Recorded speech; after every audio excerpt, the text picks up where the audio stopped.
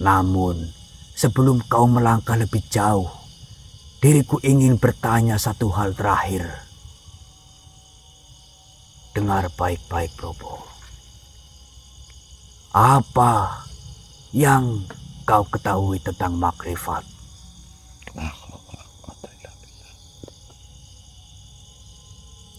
Mohon maaf, Eyang. Jika Eyang bertanya padaku tentang makrifat, maka saya tidak tahu apa-apa, Eyang.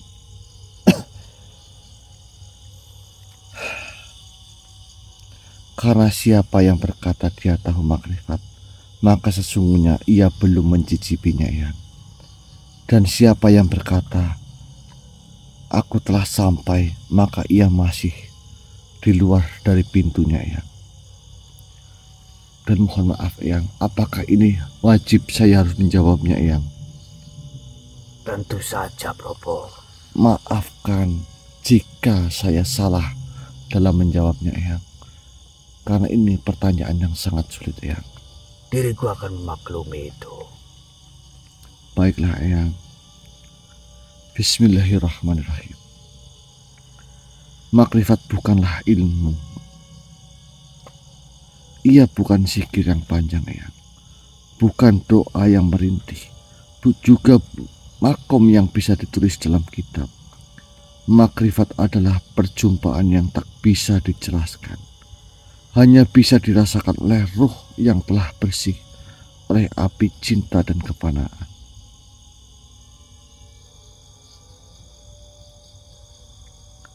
Dalam syariat, saya pernah mendengar, aku mengenal, dalam tarekat aku mencari, dalam makrifat aku hilang, aku lenyap. Aku tidak lagi tahu siapa aku. Bahkan kata aku pun hancur, yang tersisa hanyalah kehadirannya. Bukan dalam wujud, bukan dalam bentuk, tapi dalam rasa yang menyelimuti segala, meniadakan selain dia, Eyang. Makrifat adalah saat tidak ada lagi suara dalam diri, tidak ada lagi keinginan untuk dilihat, didengar, dibalas atau diakui. Tidak ada amal yang terasa cukup. Tidak ada zikir terasa pantas. Yang ada hanyalah diam dalam hadiratnya, Eyang.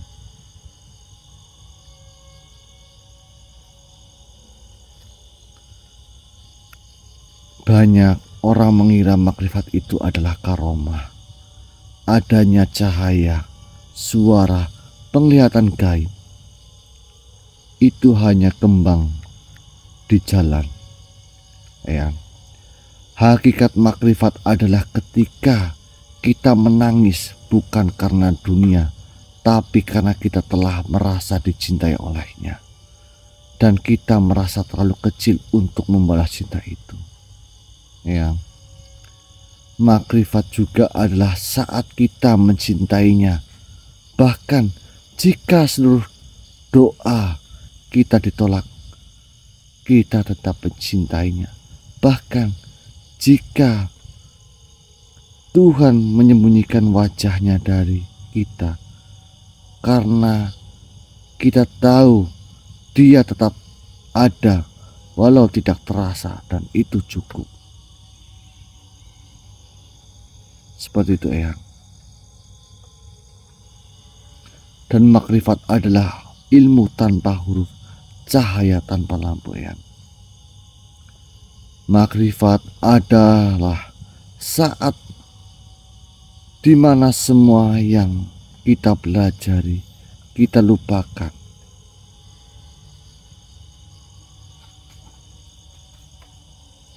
Karena ilmu tak lagi cukup menjelaskan cinta, maka kita hanya duduk dalam diam, memeluk kalbu, menyeka air mata, dan berkata dalam hati, saya tahu, saya di sini, dan itu cukup untukku. Makrifat adalah pengetahuan yang tidak bisa diajarkan, tidak diwariskan, tidak dikaji. Ia adalah sesuatu yang ditanam langsung oleh Tuhan ke dalam hati hambanya, yang Dia pilih tanpa alasan, tanpa syarat, Eyang. Dan makrifat adalah ketika kita melihat segalanya tapi tak tergoda, Eyang. Dalam makrifat, dunia terlihat kecil, bahkan surga pun terlihat hanya sebagai hadiah kecil dari kekasih. Karena yang benar-benar dicari bukanlah nikmatnya, tetapi dirinya, ya. Orang yang telah bermakrifat tidak mencari pujian, karena ia tahu semua datang darinya. Ia juga tak takut cercaan, karena ia telah sibuk dengan rahasia pertemuan. Ia tidak lagi hidup karena dunia. Ia hidup karena Allah telah meniupkan hidup ke dalam batinnya. Dan pada akhirnya, Eyang, makrifat adalah hubungan rahasia antara Tuhan dan hambanya. Tak seorang pun boleh mencampuri. Tidak istri, tidak anak, tidak guru, tidak mursyid. Karena itu adalah bisikan antara dua jiwa yang telah saling mencintai dalam sunyi. Begitu, Eyang. Itu sebabnya banyak orang yang tampak biasa, diam, miskin, tertolak, tapi hatinya lebih dekat pada Allah dari 1000 orang yang berzikir keras di mimbar. Karena makrifat tidak berisik, ia tersembunyi di balik kehinaan yang paling sunyi, Eyang. Maka, Eyang, mohon maaf sekali jika Eyang bertanya apa yang aku tahu tentang makrifat. Izinkan saya menjawabnya lagi, Eyang. Silakan. Saya tahu bahwa saya tidak tahu. Saya hanya tahu bahwa saya mencintainya, dan karena saya rela dilenyapkan selama saya tidak jauh darinya, Eyang.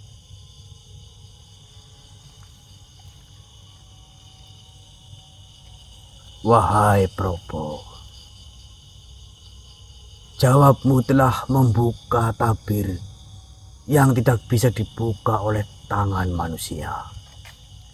Engkau telah menelanjangi hakikat makrifat dengan kata yang tak sombong, dengan cinta yang tak mengikat. Dengan ini, diriku nyatakan engkau telah melewati ujian para wali. La haula wala quwata illa billah.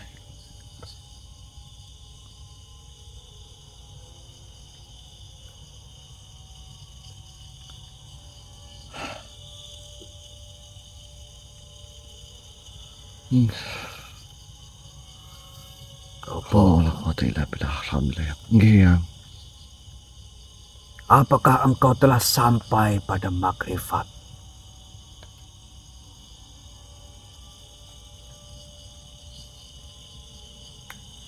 Wahai Propo, La haula wala quwata illa billah.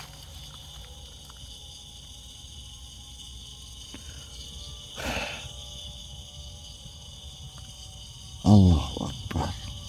Tidak, Yang. Tidak, Yang.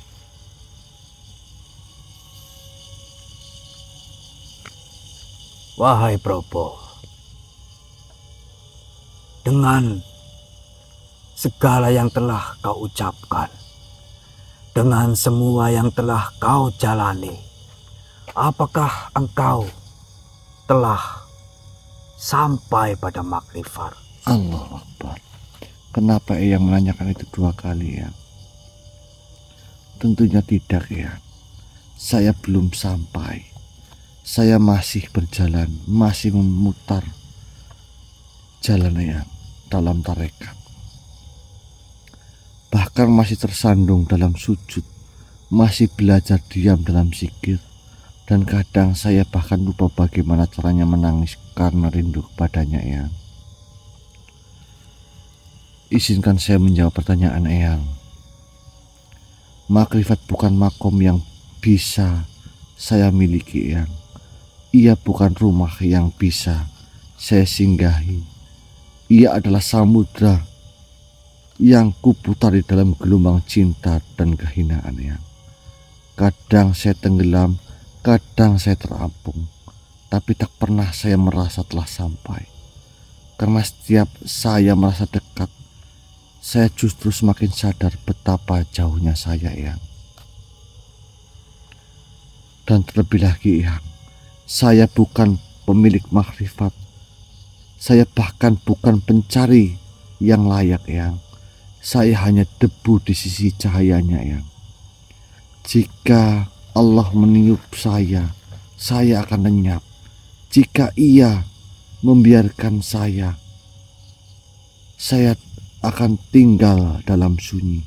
Dan jika Ia menoleh kepada saya, Eyang, maka itulah cukup bagi saya, Eyang. Saya tidak membawa amal, saya tidak membawa zikir yang agung, Eyang. Tidak pula wirid yang sakti. Yang saya bawa hanyalah harap dan sedikit malu, karena selama ini saya hidup dengan memakai namanya, Eyang, tapi belum benar-benar mengenalnya, Eyang. Saya masih belajar mencintai, Eyang.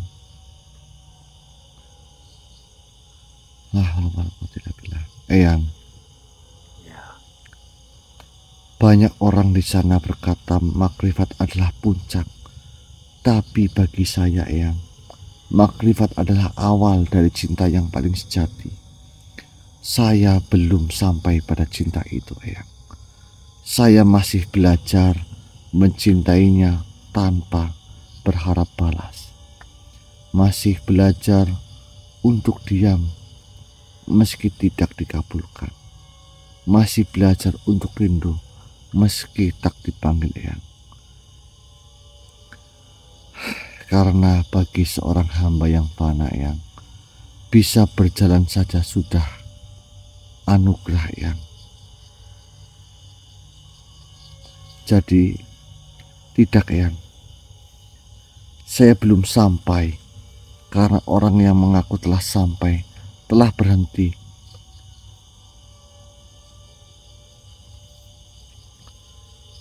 Jika ada orang yang mengaku telah sampai, berarti orang itu telah berhenti, Eyang. Sedangkan saya masih belajar melangkah. Bahkan kadang saya lupa kemana arah saya harus melangkah, Eyang. Biarkan saya tetap merasa jauh, karena dengan rasa jauh itulah saya terus memanggilnya. Dan biarkan saya tetap merasa hina, Eyang, karena dengan hina itulah saya tidak sombong. Dan biarkan saya merasa kecil, karena dengan kecil itulah saya bisa berlindung dalam kemahaannya, Eyang. Itu adalah jawaban saya, Eyang. Mohon maaf jika saya salah, Eyang.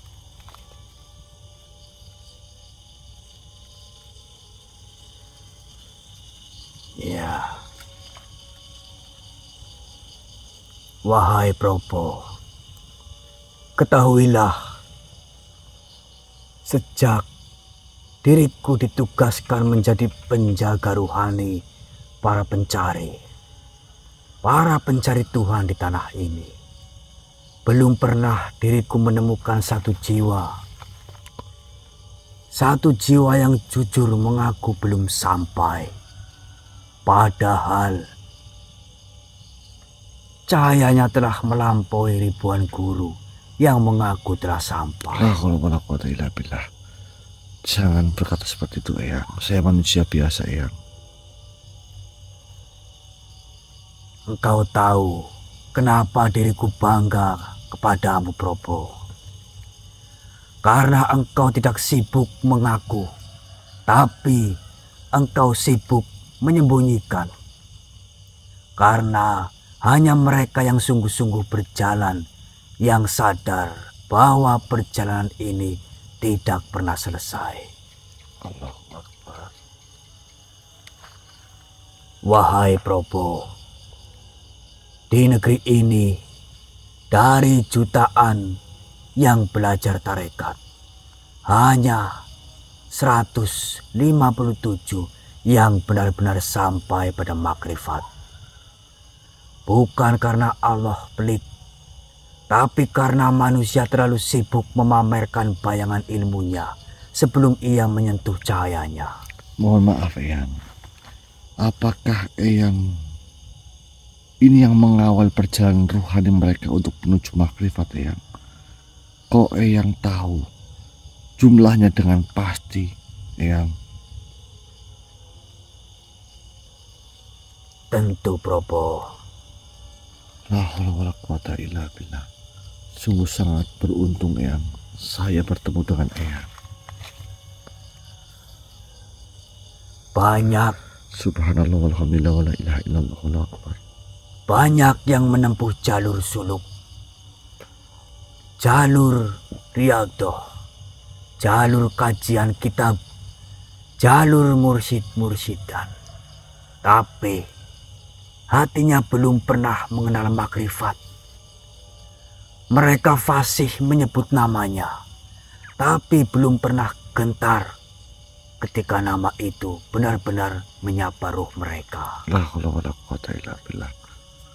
Mereka duduk di majelis-majelis besar, memetik kutipan dari Ihya Ulumuddin, dari Futuh Al-Ghaib, dari Siyarus Salikin. Tapi lidah mereka lebih banyak mengutip daripada mencicip. Mereka mengajarkan cara mencintai Allah, tapi belum pernah menangis karena merasa ditinggalnya. La haula wala quwata illa billah. Diriku melihat majelis-majelis penuh. Lantang mereka berseru, "Ini jalan makrifat, ini warisan para wali."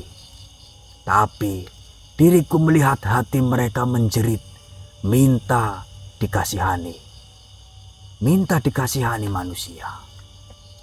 Masih butuh disanjung, masih menggantungkan hidup dari amal, ujian, dan pemberian. La haula wala quwata illa billah.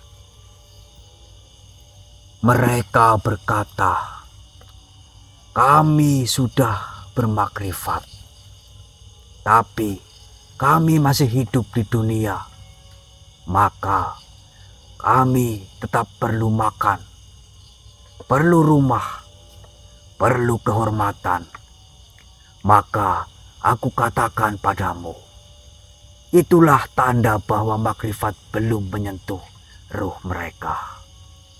La haula wala quwata illa billah. Karena orang makrifat sejati tidak pernah bergantung pada dunia, bahkan pada dirinya sendiri. Ia hidup, tapi seperti tidak hidup. Ia ada, tapi seperti tidak menuntut. Ia makan, tapi bukan karena lapar, melainkan karena tubuhnya hanyalah wadah amanah. Allahu Akbar. Dan ingatlah, wahai Probo, Nggih Yang. hari ini banyak yang memakai jubah mursyid, menjadi pusat perhatian, memungut harta umat dengan dalih jalan thariqah. Padahal ia tak lagi menangis dalam sujudnya. Ia lebih pandai menghitung mahar zikir daripada menghitung dosa-dosanya. La haula wala quwata illa billah. Mereka menjadikan ilmu makrifat sebagai alat berjual, bukan sebagai jalan pengosongan diri. Mereka hidup dari nama besar para wali, tapi ruhnya bahkan belum menapaki jejak para abid. Ingatlah, tidak ada orang bermakrifat yang bergelimang harta, karena seluruh keberlimpahan telah ia tinggalkan. Ia hanya menyisakan selembar kain untuk menutup auratnya, sebutir nasi untuk menjaga napasnya, dan segunung cinta untuk mendekap Tuhannya.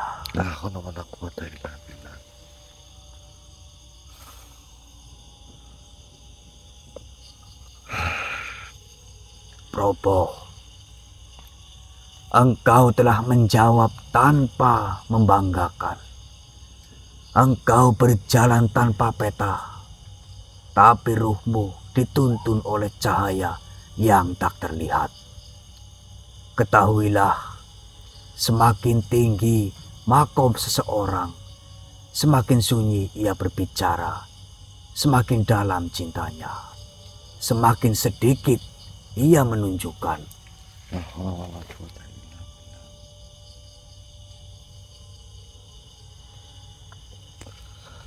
Nggih.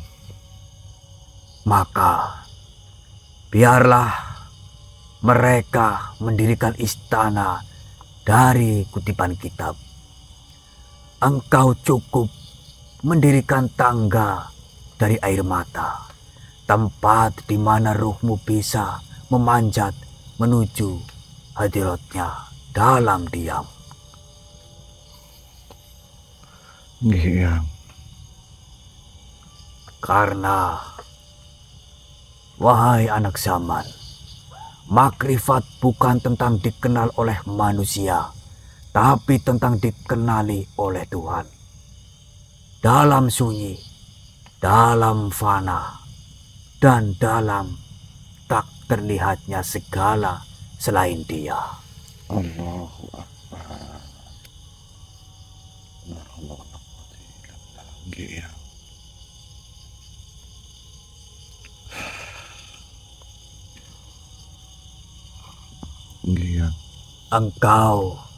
Engkau telah berkata bahwa engkau masih berputar di jalan tarekat.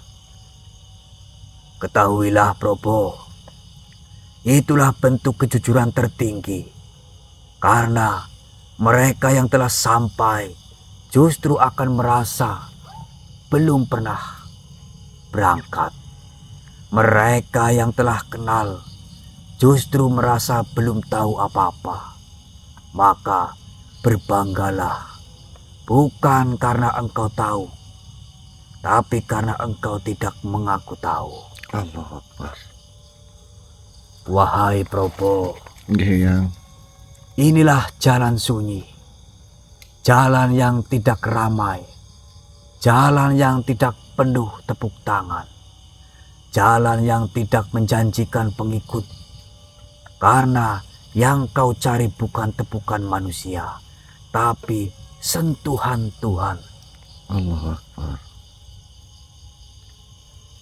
Makrifat itu, Probo, bukan untuk diserukan di mimbar, bukan untuk dikampanyekan seperti kafilah dunia, bukan untuk dilabelkan di baliho atau bendera tarekat. Makrifat tidak pernah menyeru, ia hanya mengetuk. Dan bila Allah telah mengetuk hati seseorang, ia tidak butuh diseru oleh manusia. Ia akan mencarinya sendiri. Ia akan berjalan sendiri, menangis sendiri, sujud sendiri, dan tenggelam sendiri dalam samudra fana. Maka, jika ada yang sibuk menyeru, mari ikut makrifat. Mari masuk tarekat kami. Ketahuilah, ia belum mengenal sunyi. Belum mengenal sunyi. Ia masih haus dipuji. Masih ingin diperhatikan, padahal makrifat adalah hilangnya hasrat untuk dilihat.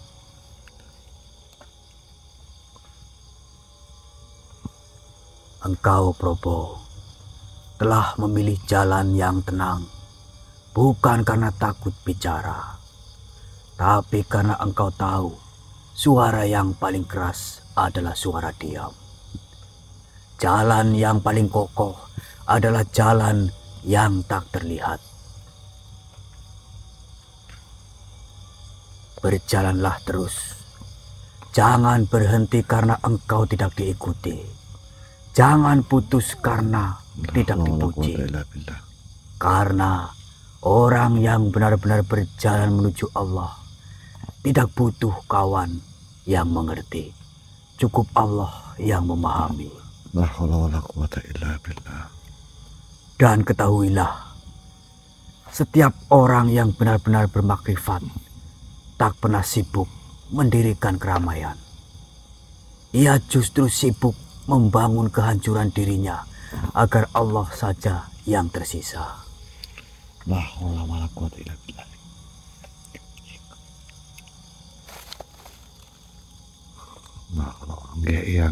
Lihatlah dunia ini, dunia hari ini, Robo. Banyak majelis yang dibangun dari kutipan kitab, tapi tak ada getaran cinta di dalamnya. Banyak guru yang bicara tentang makrifat, tapi hatinya masih mengemis pujian dan gemerlap dunia. Ilmu yang dikutip terus-menerus tanpa diserap dan disuarakan dalam keheningan ibadah akan menjadi etalase kosong. Ia akan menjadi tameng bagi mereka yang ingin menguasai, bukan menyucikan. Tidak ada orang yang benar-benar bermakrifat yang hidup bergelimang harta, bukan karena ia miskin, tapi karena dunianya telah ditanggalkan. Yang ia bawa hanya cinta, yang ia simpan hanya rindu, yang ia cari hanya wajah Allah, bukan kursi, bukan pengikut, bukan penghasilan. Ia bisa saja kaya, tapi kekayaannya tidak mengikat hatinya. Ia bisa saja terkenal, tapi namanya tenggelam dalam sujudnya. Karena orang yang telah sampai pada makrifat tidak lagi tinggal dalam dirinya sendiri. Ia sudah larut dalam Yang Maha.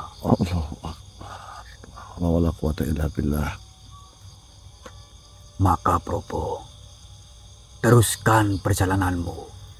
Jangan ikuti ruhnya zaman.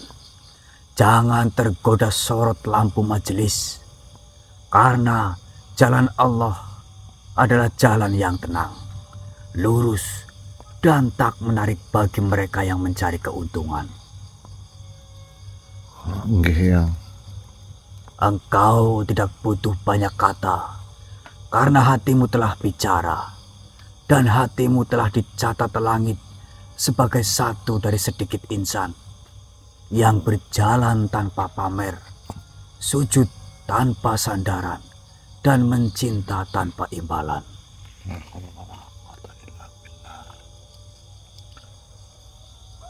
Ya Allah, cukuplah Allah bagiku dalam terang, dalam sunyi, dalam cinta tak besar. Ya. Assalamualaikum warahmatullahi wabarakatuh. Waalaikumsalam warahmatullahi wabarakatuh. Tuhan. Terima kasih engkau telah menguji cucuku. Bagaimana? Apakah engkau terkejut, wahai Tuan Syekh? Tentu saja diriku terkejut.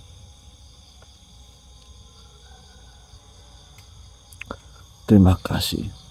Apakah kau sudah yakin bahwa cucuku ini adalah manusia yang pantas mengemban suatu amanah? Aku sengaja mengirim cucuku ini untuk bertemu dengan dirimu. Apakah kau masih meragukannya? Insya Allah, dalam diri dan hati diriku mempercayai Tuhan. Baiklah, setelah ini akan kubawa cucuku kembali ke tempatnya. Mungkin lain kali, bisa besok atau lusa, cucuku akan kembalikan ke tempat ini lagi. Saya sedikit melihat ada suatu pergerakan yang tidak baik di tempat ini, wahai Tuhan. Baiklah. Apakah pantas cucuku ini, aku tanya sekali lagi, membawa pusaka langit setelah ini? Karena Nahrul Hayat sudah diturunkan. Selebihnya, jika cucuku ini menerima itu, apakah pantas?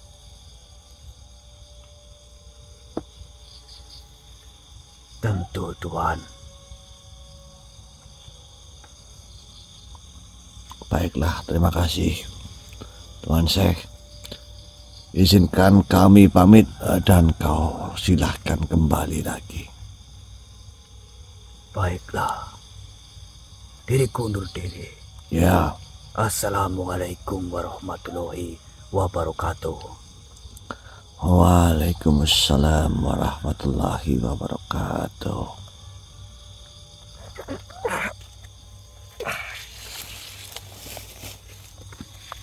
Ya.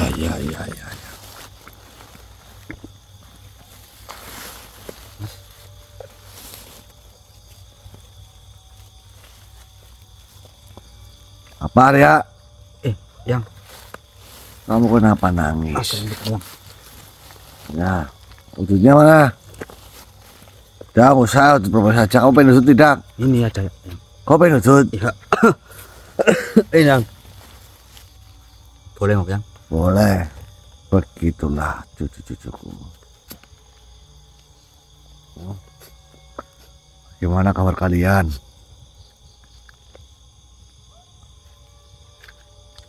Baik ya.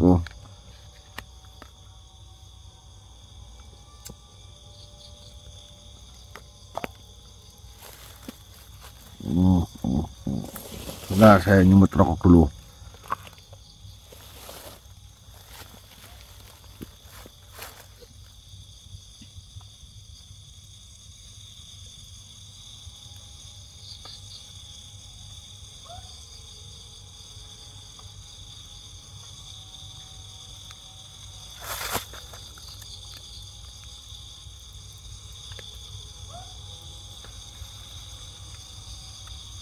Yang.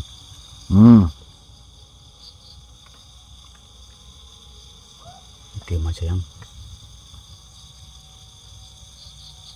Ini saya lagi menjadi rokok dulu sebentar.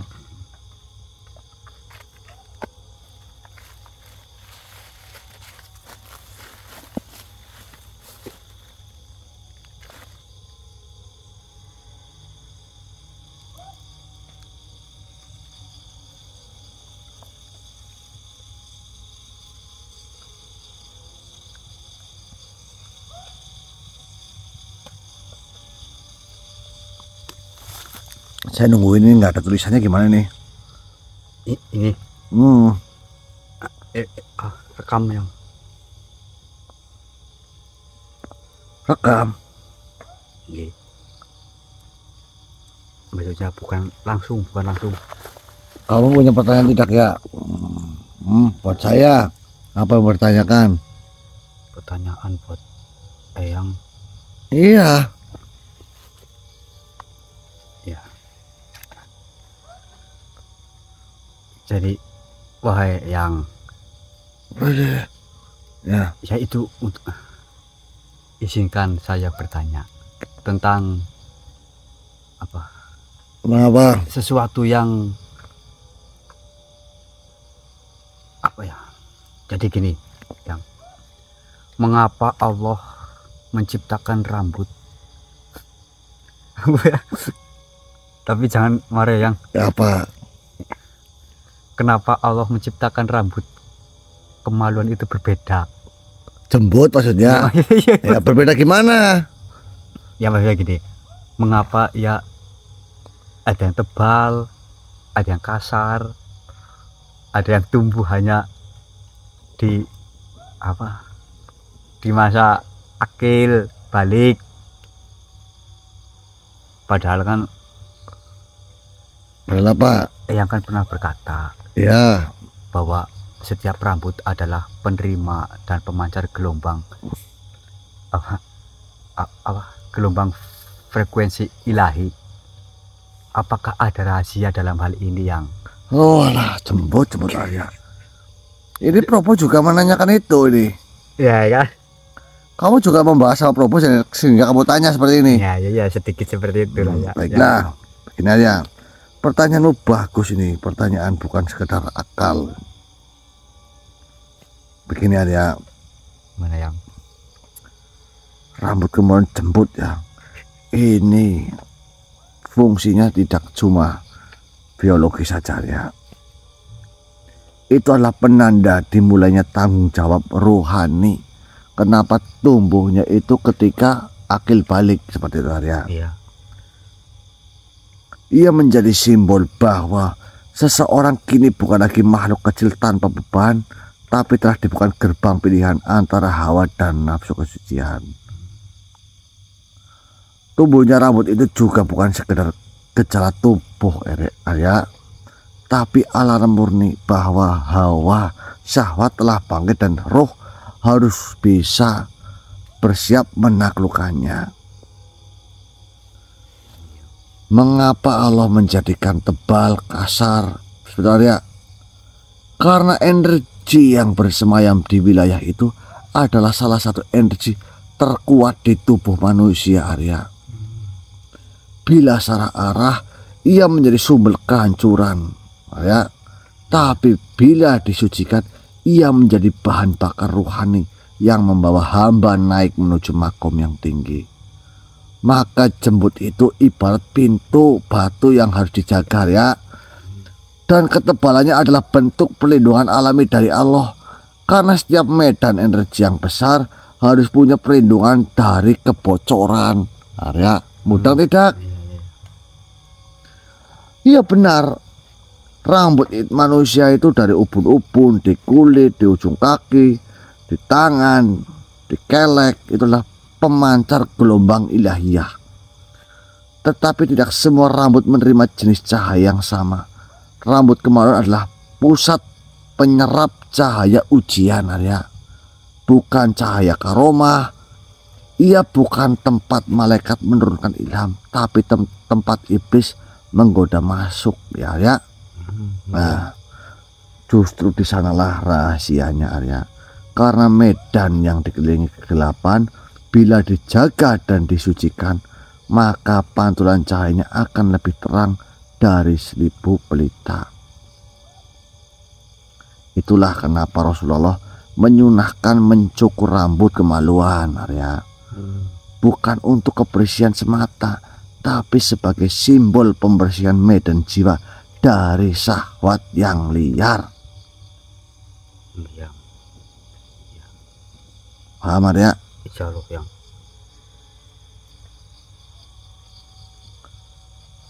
jembut itu adalah suatu perlindungan diri. Iya, sekarang kamu menangkap pembicaraan saya, terserah kamu ngomong seperti apa. Yang jelas apa ya? Mata apa? Matamu. Jadi nanti saya mau cukur ya enggak? Kamu masih pengen pulang? Maksudnya enggak, kan selalu bawa itu yang. Bawa apa? Cukur. Mau apa, tanya apa lagi kamu? Ya itu sih mungkin yang bagaimana? Biar bersih lah. Cucu saya sudah berkorban kah? Bobo bertanya, yang kalau orangnya mau menukarkan cindera mata dari Eyang dengan sapi-sapinya disembelih di sana bagaimana yang di tempatnya. Oh, ini yang saya maksud. Bukan seperti itu. Yang saya maksud itu adalah kalian menukarkan sapi dan sapi itu diberikan ke tempat yang saya tunjuk. Bukan sekarang pewu delek kalian. Ya. Sudah ya, seperti saja. Selamat. Setelah ini kalian akan diuji dengan petualangan yang lebih berat lagi, Arya. Ya, saya pamit, Arya. Iya. Bos, assalamualaikum warahmatullahi wabarakatuh. Waalaikumsalam warahmatullahi wabarakatuh. Gimana ya? Mengatimin. Ya gimana? Masuk sebentar itu tadi. Terus? Membicarakan masalah kurban. Kurban gimana? Ya bahwasanya kan ada yang minta katanya jika kurbannya itu disembelih di sana bagaimana. Tapi Bang Adimin mengatakan bukan seperti itu yang dimaksud.